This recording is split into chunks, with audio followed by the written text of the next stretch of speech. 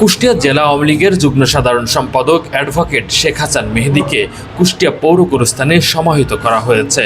বৃহস্পতিবার দুপুরে বাদ জোহর পৌর ঈদগাহ ময়দানে নামাজে জানাজা অনুষ্ঠিত হয়।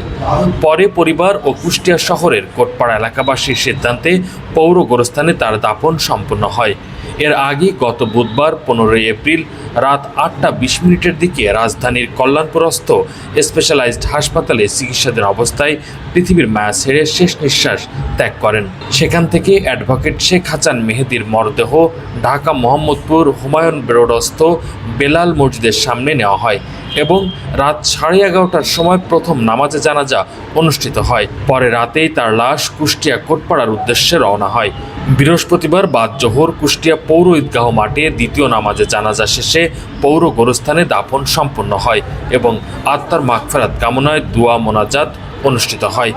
এদিকে নামাজে জানাজায় অন্যান্যদের মধ্যে অংশগ্রহণ করেন কুষ্টিয়া জেলা আওয়ামী লীগের সহসভাপতি ডাক্তার আমিনুল হক রতন, সদর উপজেলা বিএনপির সাবেক সভাপতি বশির আলম চাঁদ, মিরপুর উপজেলা আওয়ামী লীগের সভাপতি অ্যাডভোকেট আব্দুল হালিম সহ বিভিন্ন রাজনৈতিক নেতৃবৃন্দ, কুষ্টিয়া জেলা আইনজীবী সমিতির নেতৃবৃন্দ সহ বিভিন্ন শ্রেণী পেশার মানুষ উপস্থিত ছিলেন। আজ আমি আল্লাহর কাছে এইটুকুই খালি ফরিয়াদ জানাতে চাই যে হে সুবহানাহু তাআলা, আল্লাহ তাআলা মহান, তুমি আমাদেরকে কেন আগে নিলে না? কারণ আমরা তো সে তো আমাদের ছোট ভাই, আপন রক্তের ছোট ভাইয়ের মতো, আদর্শের ছোট ভাই। আজকে আমাদেরকে নিয়ে তাদেরকে কেন রেখে গেলে না?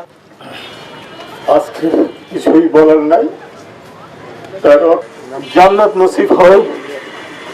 আমি আপনাদের উপস্থিতির জন্য কৃতজ্ঞতা প্রকাশ করছি।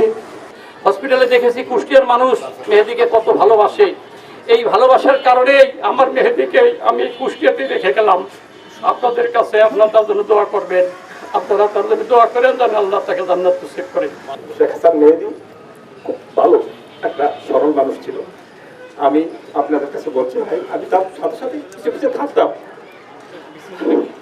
পরিবেশ ভালো না, আমি বলতে চাচ্ছি ভাই, তার কাছে যদি কেউ জানা যায়, এজন্য আবারও আমি আপনাদের কৃতজ্ঞতা প্রকাশ করছি।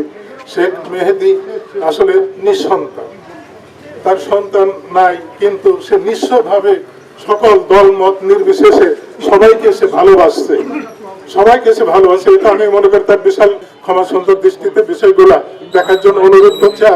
পরিবার সূত্রে জানা গিয়েছে তিনি দীর্ঘদিন ধরে অসুস্থতায় ভুগছিলেন এবং চিকিৎসাধীন অবস্থায় পৃথিবীর মায়া ছেড়ে চিরবিদায় নিয়েছেন। কোহিনুর ইসলাম, আন্দোলনের বাজার, ডিজিটাল।